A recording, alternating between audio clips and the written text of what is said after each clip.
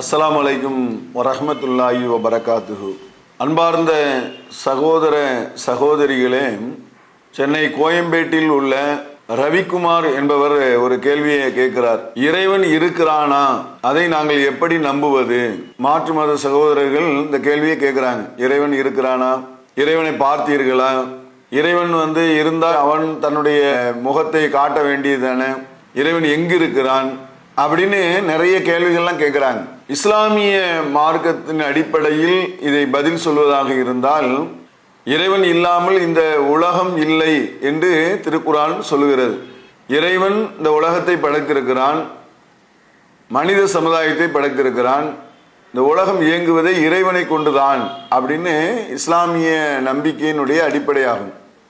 இப்போ மெயினாக அவங்க கேட்கக்கூடிய முக்கியமான ஒரு விஷயம் என்ன அப்படின்னு சொன்னால், இறைவனை நீங்கள் பார்த்திருக்கிறீர்களா? முத கேள்வி, இறைவனை நீங்கள் பார்த்திருக்கிறீர்களா அப்படின்னு சொன்னால், இறைவனை யாருமே பார்க்கல, நாங்களும் பார்க்கல, எங்களுடைய முன்னோர்களும் பார்க்கவில்லை, நபிமார்களும் பார்க்கவில்லை. இறைவனுடைய செய்தியைத்தான் நபிகள் நாயகம் அவர்கள் சொன்னார்களே தவிர, நபிகள் நாயகம் அவர்களும் இறைவனை பார்க்கவில்லை என்று இஸ்லாம் மார்க்கம் எங்களுக்கு சொல்லுகிறது. இப்போ இறைவன் ஒளிமயமானவன், அவனை இந்த உலகத்தில் இந்த கண்களை கொண்டு பார்க்க முடியாது அப்படிங்கிறத இஸ்லாத்தினுடைய அடிப்படையான நம்பிக்கை. இறைவனை நினைச்ச முடியாது, இந்த உலகத்தில் மனிதர்கள் பார்க்க முடியாது. அவன் ரொம்ப பிரகாசமான ஒளிமிக்கவன் அப்படின்னு திருக்குர்ஆன் விளக்கமாக சொல்லுகிறது. மூசா நபி, மோசேன்னு சொல்லுவாங்க இல்லையா கிறிஸ்தவர்கள், இந்த மூசா நபி அவர்கள் இறைவனிடத்திலே உரையாடினார்கள் என்று குர்ஆன் பேசுகிறது. ஆனால் இறைவனை பார்க்க வேண்டும் என்று ஆசைப்பட்ட போது இறைவனுடைய ஒளியை ஒரு மலைக்கு இறைவன் காட்சி அளித்த போது அந்த மலை தூள் தூளாக நொறுங்கியது என்று குர்ஆன் சொல்லுகிறது. இறைவனை பார்க்க முடியாது என்பதுதான் மூசா நபி அவர்கள் விளங்கி கொண்ட செய்தியை திருக்குர்ஆன் சொல்லக்கூடிய ஒரு செய்தியாக நாங்கள் பார்க்கிறோம். அப்ப இறைவனை இந்த உலகத்துல யாருமே நினைச்ச முடியாது, பார்க்க முடியாது இந்த கண்களை கொண்டு. அப்போ இறைவனை நாங்க எல்லாம் நம்புறோம். இறைவன் இருக்கிறான் என்ற நம்பிக்கை தான் எங்களுடைய ஆழமான ஒரு எண்ணமாக இருக்கிறது. இறைவன் இருக்கிறான், இந்த உலகத்தையும் வானத்தையும் பூமியையும் மனிதர்களையும் மிருகங்களையும் மற்ற ஜீவராசிகளையும் காற்றையும் கடலையும் நெருப்பையும் உலகத்தினுடைய அனைத்து வஸ்துக்களையும் படைத்த ஒரு இறைவன் இருக்கிறான், ஒரு ஆற்றல், ஒரு சக்தி இருக்கிறது அப்படின்னு நாங்க நம்புறோம். அல்லாஹ்னு நீங்க என்ன நினைக்கிறீங்கன்னா, அல்லாஹ்னா அது ஒரு இறைவன். சிவன், முருகன், பார்வதி இது மாதிரி சொல்றாங்க இல்லையா, அல்லாஹ் என்று ஒரு இறைவன் இருக்கிறான் அப்படின்னு நாங்க நம்புறதாக நீங்க நினைக்கிறீங்க. ஆனா எங்களுடைய நம்பிக்கை அப்படி கிடையாது. அல்லாஹ் என்பது இறைவனை பற்றி அரபு சொல்ல சொல்லக்கூடிய ஒரு வார்த்தை தானே தவிர, அல்லான்னு சொன்னால் இறைவன் அர்த்தம், அவ்வளவுதான். அப்போ அது அல்லாஹ்னா தனி கடவுள் நினைச்சிருக்காங்க, அரபு நாட்டு கடவுள் அப்படின்லாம் சில பேர் நினைச்சிருக்காங்க, விளங்கிட்டு அது அரபு நாட்டில இருந்து வந்த கடவுள், நம்ம கடவுள் வேற அப்படின்னு நினைச்சிட்டு இருக்கிறாங்க. அப்படிலாம் கிடையாது. கடவுள் என்பவர் எல்லாத்துக்கும் ஒண்ணுதான் இல்லையா? கடவுளுக்கு தமிழும் தெரியும், இந்தியும் தெரியும், மலையாளம் தெரியும், இங்கிலீஷும் தெரியும், உலகத்தினுடைய அனைத்து மொழிகளும் தெரியும். ஏன்னா படைத்ததே அந்த கடவுள் தான் என்பது அங்க அரபு நாட்டு கடவுள் அப்படின்னு நினைச்சிடக்கூடாது. அல்லாஹ் என்ற ஒரு ஆற்றல் மிகு ஒரு சக்தியை நாங்க என்ன செய்றோம், நம்புகிறோம். சரியா? இதுதான் ஒரு மெயினான ஒரு கடவுள் இருக்கிறாங்கிற ஒரு நம்பிக்கை, இஸ்லாமியர்களுடைய நம்பிக்கை. சரி, நீங்க என்ன கேட்குறீங்க அப்படின்னு சொன்னா, கடவுள் இருக்கிறானா? உங்களுடைய கேள்வியில முக்கியமான ஒரு விஷயம் என்ன அப்படின்னு சொன்னா, கடவுள் இருக்கிறானா, இருந்தான்னா எங்க அப்படின்னு ஒரு கேள்வி வருது இல்லையா? இஸ்லாம் சொல்வது இறைவன் வானத்துல இருக்கிறான், ஒரு பெரிய சிம்மாசனத்தின் மீது அமர்ந்திருக்கிறான். அர் ரஹ்மான் அலல் அர்ஷிஸ் தவா, இறைவன் ஒரு அரிசின் மீது அமர்ந்திருக்கிறான் அப்படின்னு குர்ஆன் சொல்லுகிறது. அப்போ இறைவன் ஒரு பெரிய அரிசின் மீது அமர்ந்திருக்கிறான், உலகத்தை ஆட்சி செய்கிறான் அப்படின்னு கடவுள் இருக்கிறான் ஒரு விஷயத்த திருக்குர்ஆன் பேசுகிறது. இப்போ சில பேர் என்ன செய்யறாங்கன்னா, கடவுள் இல்லை அப்படிங்கிறாங்க. எப்படிப்பா இல்லைன்னு சொல்ற, எதை வச்சு சொல்ற கடவுள் இல்லைன்னு அப்படின்னு சொன்னால், அவர்கள் சொல்லக்கூடிய ஒரு விஷயமாக எதை மெயினா சொல்லுவாங்கன்னு சொன்னா, கடவுளை நாங்க பார்க்கல அப்படிம்பாங்க. கடவுளை பார்க்கவில்லை அப்படின்னா கடவுள் நம்ப கூடாதா அப்படின்னா குர்ஆன் சொல்லுகிறது. இந்த உலகத்துல ஏராளமான அத்தாட்சிகள் இருக்கு, கடவுள் இருக்கிறான் என்பதற்கு அத்தாட்சி இருக்கிறது. ஆயாத்துல், ஏராளமான ஆயாத்துகள் அத்தாட்சிகள் இருக்கிறது வானங்களிலும் பூமியிலும். அந்த இறைவன் எப்படிப்பட்டவன் சொன்னா ரப்பி சமாவாத்தி வல் அருள், வானங்களுக்கும் பூமிக்கும் இறைவனாக இருக்கிறான். அவனிடத்திலே அத்தாட்சி இருக்கிறது, மிகப்பெரிய அத்தாட்சிகள் இருக்கிறது, அதை வச்சு நீங்க நம்புங்க அப்படின்னு சொல்லி குர்ஆன் சொல்கிறது. குர்ஆனுடைய ஒரு வசனம் அழகா பாருங்க, அன்தும் அசத்துன் ஹல்கன் மிஸ்ஸாமாவு பனாகா. மனிதனை பத்தி தான் அந்த குர்ஆன் சொல்கிறது. மனிதன் படைக்கப்படுவதில் இவர்கள் கடினமானவர்களா? யாரு? இந்த மனித சமுதாயம் இருக்கு இல்லையா, இந்த சமுதாயம் படைக்கப்படுறதுல கடினமானவங்களா அல்லது வானமா? வானத்தை நிறுவினான், இறைவன் நிறுவினான் அப்படிங்கிறான். அப்போ இந்த படைக்கப்படுவதில் மனிதன் கஷ்டமா வானம் கஷ்டமானா? பெரிய கஷ்டமானது வானம் தான். இது வானத்தோட மனிதனை ஒப்பிட்டு பார்த்தா ஒண்ணுமே கிடையாது இல்லையா? பஸ்பமான ஒரு விஷயத்துல தான் மனுஷன் இருக்கிறான். அப்போ படைக்கப்படுவதில் மனிதன் கஷ்டமானவனா வானமா? அதை நான் நிறுவினேன் என்று இறைவன் என்ன செய்யறான் சொல்றான். கடவுள் இருக்கானான்னு கேட்குறீங்கல்ல, உங்ககிட்ட கேட்கக்கூடிய கேள்வி என்னன்னா, மனிதன் இருக்கிறானா இல்லையா? இப்போ நீங்க இருக்கிறீங்க, நான் இருக்கிறேன், எல்லாரும் இருக்கிறோம், நம்ம எல்லாரும் பேசுறோம், நடக்கிறோம், சாப்பிடுறோம், நம்முடைய மற்ற உணர்வுகளை எல்லாம் பரிமாறிக்கொள்கிறோம். இப்படி எல்லாமே ஒரு உணர்வு ரீதியாகவும் நம்ம செயல்படுகிறோம், நம்ம பேசுகிறோம், நடக்கிறோம், பார்க்கிறோம் சொல்லி ஒரு மனிதன் என்று ஒன்று இருக்கானா இல்லையா? இருக்கிறான்ல. நீங்க இருக்கிறீங்களா? நம்ம இருக்கோம்ல. இப்ப நீங்க மனிதன் என்ற ஒரு சமூகம் இந்த உலகத்தில் இருக்குது அப்படின்னு சொன்னா, இது எங்கிருந்து வந்தது? மனிதனாகிய நீங்க எங்கிருந்து வந்தீங்க? நீ கேட்டா என்ன சொல்லுவீங்க? எங்க அம்மாவுடைய வயிற்றிலிருந்து நான் வந்தேன். அம்மாவுடைய வயிற்றுலன்னா தந்தையினுடைய விந்து துளியாக அதுல இருந்து நான் உற்பத்தியாகி நாங்க வந்தோம். சரி, வந்தீங்க. அம்மா எங்கிருந்து வந்தாங்க? அம்மா அவங்க அம்மாவுடைய வயிற்றிலிருந்து வந்தாங்க. அவங்க அம்மா எங்கிருந்து வந்தாங்க? அவங்க அவங்க தாயினுடைய வயிற்றிலிருந்து வந்திருப்பாங்க இல்லையா? அப்போ வம்சம் வழியாக மனிதர்கள் எப்படின்னா ஒரு பெரிய தொடர்ச்சியாக பெருகிட்டே இருக்கிறாங்க. இது சயின்ஸ் ரீதியா பாத்தீங்கன்னு சொன்னா, உலகத்துல ஆரம்ப காலகட்டங்கள் இவ்வளவு மக்கள் தொகைலாம் கிடையாது. இப்போ பெருகிட்டே வருது இல்லையா? இது மாதிரி கிடையாது. முதல்ல குறைவான ஒரு மக்கள் தொகை தான், அது பெருகிட்டு வந்திருக்குது. அப்போ ஆரம்ப காலகட்டத்தில் அப்படியே நீங்க நெருக்கி நெருக்கி நெருக்கி நெருக்கி போனீங்கன்னு சொன்னா, ஒரு ஜோடியில இருந்தா மனித சமுதாயம் உருவாகி இருக்குது இல்லையா? இதை நீங்க யாராச்சும் மறுப்பீங்களா? யாராச்சும் மறுக்கக்கூடிய நாலேஜ் அப்படிலாம் யாருமே இது வரைக்கும் நாத்தியவாதி கூட மறுக்கிறது கிடையாது இல்லையா? ஒரு ஜோடியில் இருந்து தான் வந்திருக்குது. அந்த ஒரு ஜோடி எப்படி வந்துச்சுங்கிறதுல தான் கருத்து வேறுபாடு இருக்கு. உலகமே ஒரு ஜோடியில இருந்தா நினைஞ்சிருக்குது, வந்திருக்குது. அப்போ ஒரு ஜோடின்னா ஒரு ஆண் ஒரு பெண் இல்லையா? ஒரு ஆண் ஒரு பெண், ஆதாம் ஏவாள் அப்படிங்கிறாங்க இல்லையா? அப்போ அந்த ஆதம் அவ்வாங்கிற அந்த ஒரு ஜோடியில இருந்து தான் உலக மக்கள் அவ்வளவு பேரும் வந்திருக்கிறாங்க.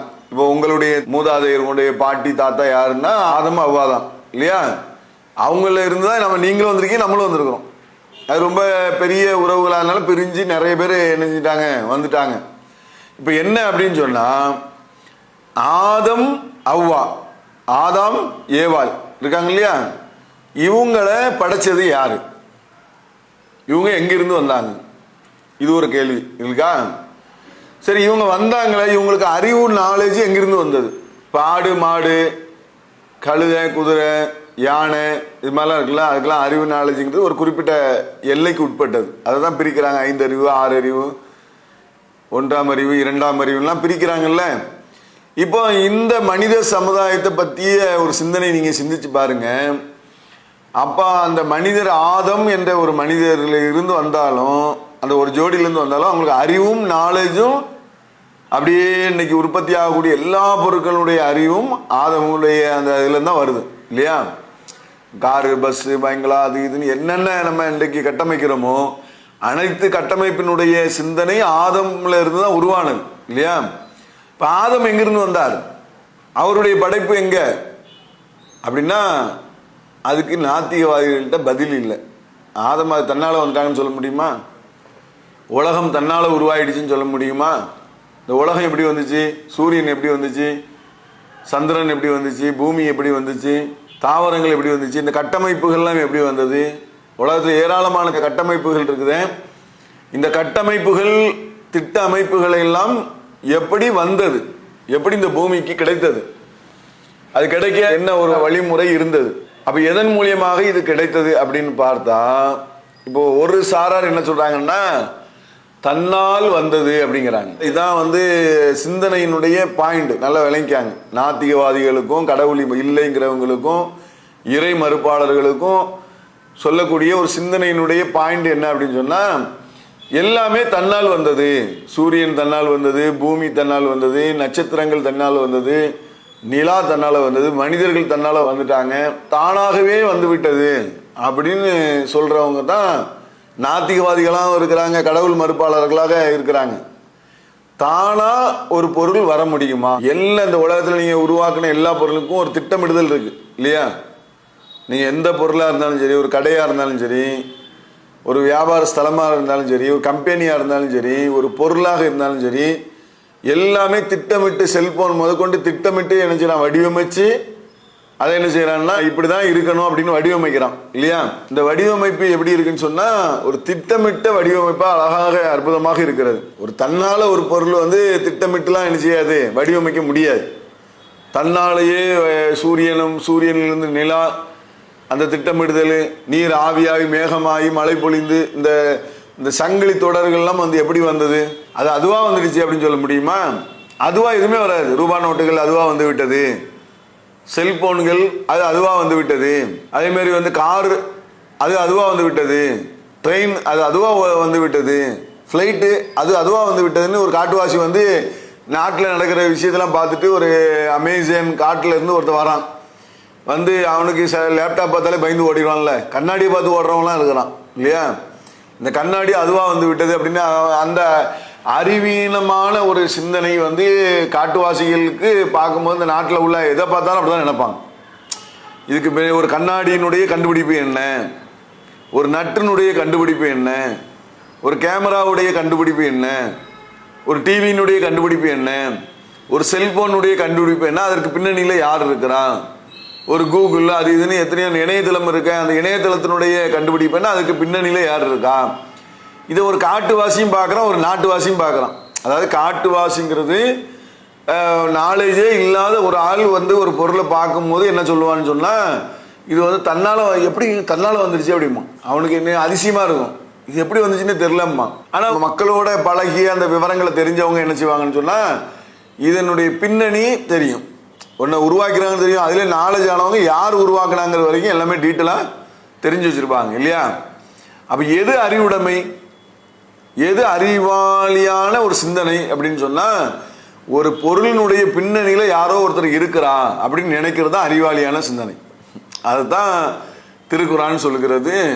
அவர்கள் இந்த உலகத்தை பார்க்க வேண்டாமான்னு கேட்குறான். இந்த உலகத்தை பார்க்க வேண்டாமா, மனிதர்கள் தங்களை பார்க்க வேண்டாமான்னு நல்லா கேட்குறான். இறைவன் என்ன கேட்குறான்னா, இறைவன் இருக்கிறான் என்பதற்குண்டான சான்று என்ன தெரியுமா? மனிதர்கள் தங்களை அவங்க சிந்திச்சு பார்க்க வேண்டாம். தங்களுடைய கண்கள், தங்களுடைய ஹேரு, காது, மூக்கு, கண்ணு, உடல் பார்ட்டுகள்லாம் இருக்கு இல்லையா, அதை அவர்கள் சிந்திச்சு பார்க்க வேண்டாமா? நிறைய அத்தாட்சிகள் இருக்கு. இறைவன் இருக்கிறான் என்பதற்கு அத்தாட்சிகள் இருக்கிறது, ஆதாரம் இருக்கிறது அப்படின்னு குரான் எடுத்துது. இறைவன் இருக்கிறானுக்கு ஏராளமான சான்றுகள், அவனுக்குள்ளேயே மனிதனுக்குள்ளேயே சான்றுகள் இருக்குது அப்படிங்கிற ஒரு விஷயத்தை நம்ம பார்க்க முடிகிறது. சரி, ஒரு பேச்சுக்கு கடவுள் இல்லை, இறைவன் இல்லை, இறைவன் இருக்கிற நம்ம நம்ப வேண்டிய தேவை இல்லை அப்படின்னு எடுத்துக்கொண்டால், இப்ப மனிதனுடைய சிந்தனை எதன் அடிப்படையில் நிர்மாணிக்கப்பட்டிருக்கிறது, எதன் அடிப்படையில் இருக்குன்னு சொன்னா, இருக்கிறான் என்று சொன்னால் மறு உலகத்துல இறைவன் இருந்தால் அவன் பதில் சொல்லி ஆகணும் இல்லையா? இல்லைன்னா பிரச்சனை இல்லை. கடவுளே இல்லைன்னா அவனுக்கு யாரும் பதில் சொல்ல வேண்டிய அவசியம் கிடையாது இல்லையா? இருந்தால் உண்மையிலே கடவுள் இருந்துட்டார், இருக்கிறான்னு சொல்றதுனால ஒரு பிரச்சனையும் கிடையாது, அப்படித்தானே? இருந்தா இருக்கிறான்னு சொன்னாலும் இல்லைன்னு சொன்னாலும் இந்த உலகத்துல ஒண்ணும் கிடையாது. உண்மையிலேயே ஒரு ஆற்றல், ஒரு சக்தி, ஒரு வல்லமை மிக்க ஒரு கடவுள் இருந்தால் இப்போ அவன் மறுமையினுடைய நிலை என்ன? பெரிய கஷ்டமான ஒரு நிலை. அதான் நாத்திகவாதிகளோட ஒரு விவாதம் தௌஹீத் ஜமாத் நடத்தியது. அந்த விவாதத்துல அவங்க என்ன சொன்னாங்கன்னு சொன்னா, கடவுள் முதல்ல இல்லவே இல்லை அப்படின்னாங்க. கடவுளை கற்பித்தவன் முட்டாள், கடவுள் இல்லவே இல்லை, கடவுள்லாம் கிடையாது, கடவுளை பார்த்தீர்களா கேட்டீர்களா அப்படி இப்படின்னு என்னமோ சொன்னாங்க.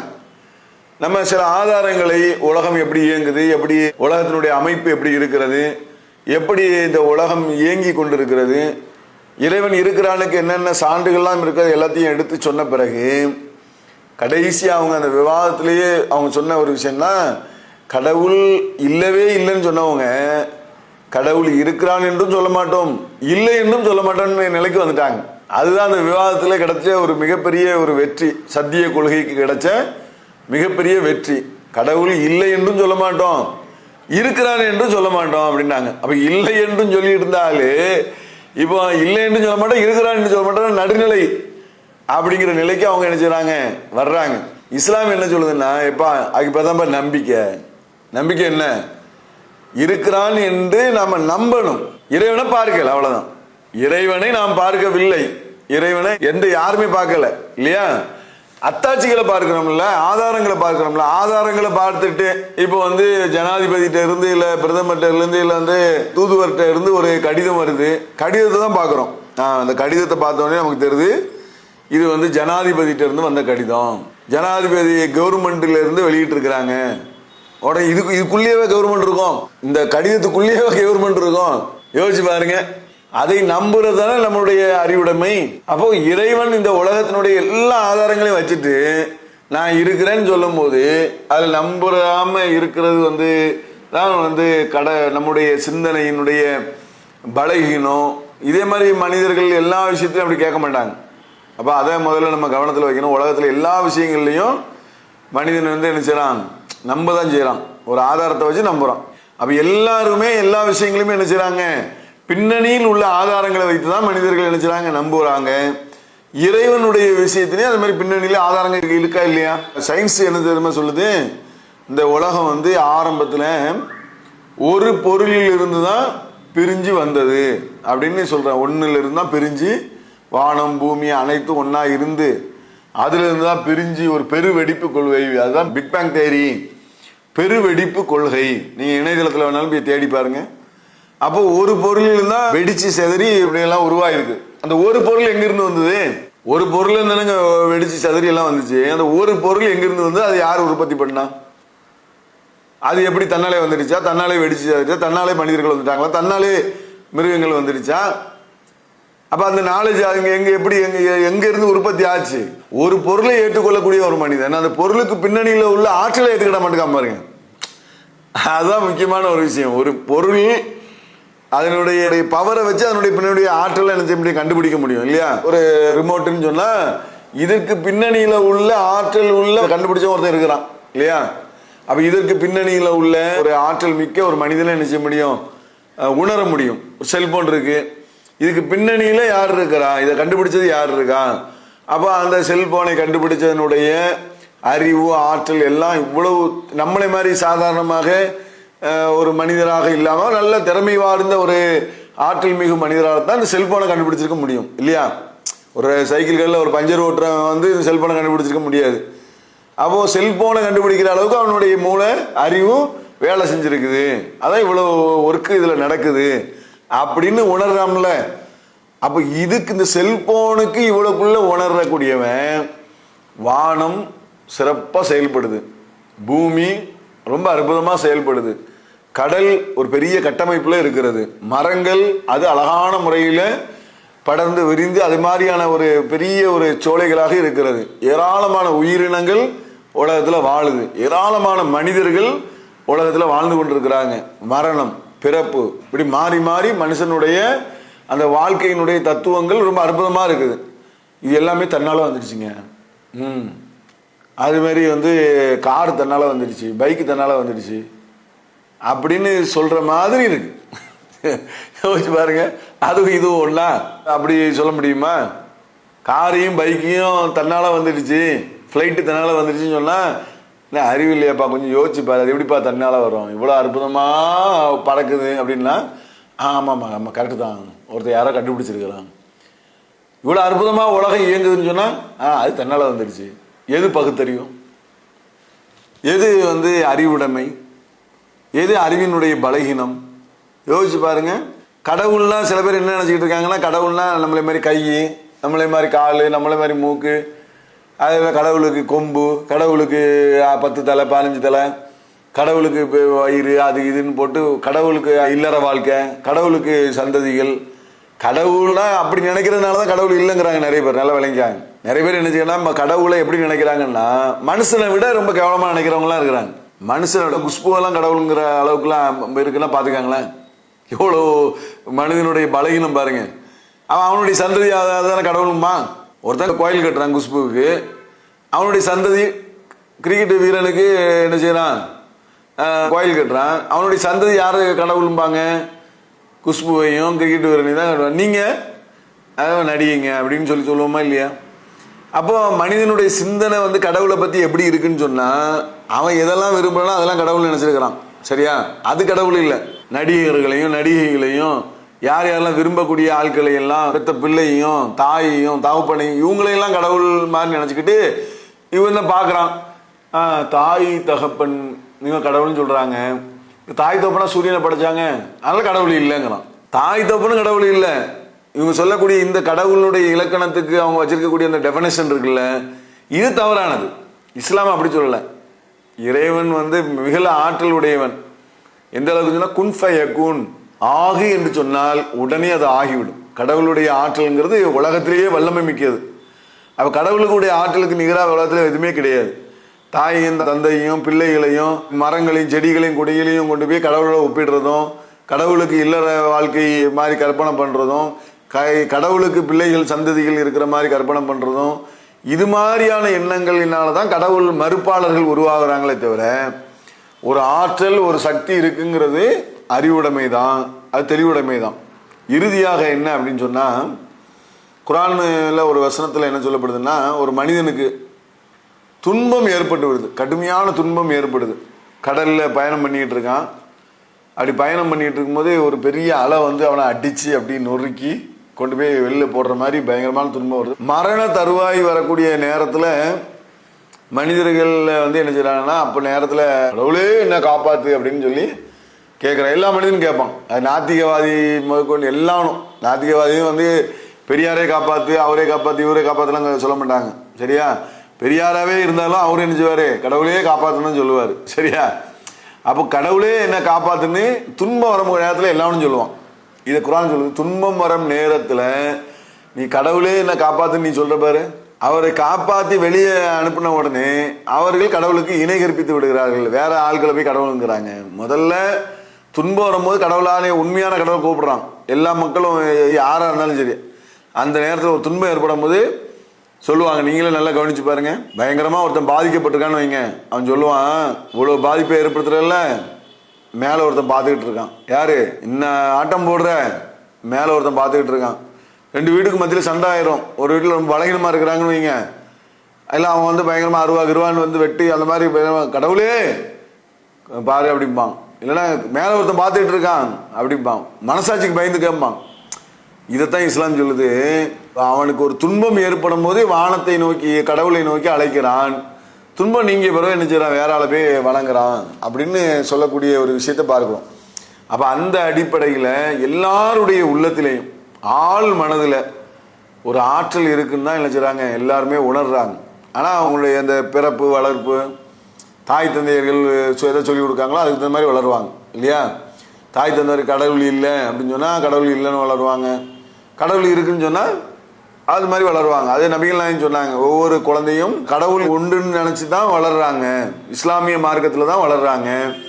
அவங்களுடைய பெற்றோர்கள் தான் அவர்களை கடவுள் மறுப்பாளர்களாக இணை வைப்பாளர்களாக மாற்றி விடுகிறார்கள் அப்படிங்கிற ஒரு விஷயத்தையும் நபிகள் நாயகம் அவங்க சொல்லியிருக்கிறாங்க. அதனால நம்ம என்ன சிந்திச்சு பார்க்கணும்னு சொன்னா, கடவுள் இருக்கிறான், இருக்கிறானுக்கு சான்றுகள் இருக்குது. சான்றுகள் இல்லாமல் நம்ம நம்ப சொல்லலை அப்படின்னு இஸ்லாம் என்னது நமக்கு சொல்லுது. இதை நீங்க கவனிச்சு பார்க்கணும். கொஞ்சம் சிந்திச்சு பார்த்தா அது தெரிஞ்சிடும். கொஞ்சம் தனிமையில உட்கார்ந்து வானம் பூமியெல்லாம் எப்படி வந்துச்சு, எங்கிருந்து வந்துச்சு, அப்படி இது உருவாச்சு, இது தன்னால வந்திருக்க வாய்ப்பு இல்லையே, ஏதோ ஒரு சக்தி இருக்குது. ஏதோ ஒரு சக்தின்னு சொல்றீங்களா, அதுவே கடவுள் தான். அது அல்லான்னு நீங்க சொல்லணும்னு அவசியம் கிடையாது. அது அல்லான்னு நான் சொல்ல மாட்டேன், சொல்ல வேண்டாம், விடு, சொல்ல வேண்டாம். அல்லான்னு நீங்க சொல்லணும் அப்படி ஒன்றும் அவசியம் கிடையாது. ஒரு சக்தி இருக்குன்னு நம்ம நினைக்கிறோம்ல, ஒரு பெரிய ஆற்றல் இருக்குன்னு நினைக்கிறோம்ல, அதுதான் கடவுள். அதுக்கு பிறகு நம்ம பின்பற்றுறதுங்கிறது அது வேற விஷயம். அப்ப அந்த நம்பிக்கைங்கிறது இருக்கு இல்லையா, நம்பிக்கை எப்படி வரணும் அப்படின்னு சொன்னா, ஒரு ஆற்றல் இருக்குன்னு நம்ம நம்புறோம்ல, அதான் பகுத்தறிவு. ஆற்றலே இல்லைங்கிறது வந்து பகுத்தறிவு கிடையாது. அப்போ அந்த அடிப்படையில் நீங்கள் கவனத்தில் வைக்கணும். மேலும் முஸ்லீமாக இருக்கக்கூடிய நாங்கள் எப்படி நம்புகிறோம் அப்படின்னு நீங்கள் நினைக்கலாம். எங்களுக்கு எப்படின்னு சொன்னால், இந்த நீங்கள் இப்போ சொன்ன இந்த நம்பிக்கை எல்லாம் எங்களுக்கு ஊட்டப்பட்டிருக்கு சின்ன வயசுல இருந்தே. ஒன்று. ரெண்டாவது, திருக்குறானை படித்து பார்த்தால் கடவுள் நம்பிக்கை உண்மையிலே இறைவன் இருக்கிறாங்கிறது சான்று திருக்குறானில் இருக்குது. திருக்குறானை படித்து பார்த்தா தெரியும். நீங்களாம் படிச்சிருக்க மாட்டீங்க, குரான்னா என்னன்னு தெரியாது, தமிழில் இருக்குது, வாங்கி படித்து பாருங்கள். அது இல்லாமல் நபிகள் நாயகம் அவங்க தான் அந்த குரானை இறைவன் சொன்னதாக சொன்னார்கள். நபிகள் நாயகம் படித்தவங்க கிடையாது, அவங்களுக்கு வந்து அந்த நாலேஜ்லாம் கிடையாது. ஆனால் அவங்க சொன்ன செய்திகள் எல்லாம் குரானில் இருக்குது. அதை இன்றைக்கும் எந்த ஒரு அறிவியல் விஞ்ஞானியாலும் மறுக்க முடியாது. கடலில் 2 தடுப்புகள் இருக்கிறது அப்படின்னு இந்த குரானில் இருக்கிறது. அதை இறைவன் சொன்னதாக சொன்னாங்க. இன்னைக்கு பார்த்தா அது உண்மையிலே தடுப்பு இருக்கிறது. வானம் பூமி எல்லாம் ஒன்றாக இருந்து அதை பிரித்து எடுத்தோம்னு சொல்லி குரான் சொல்கிறது.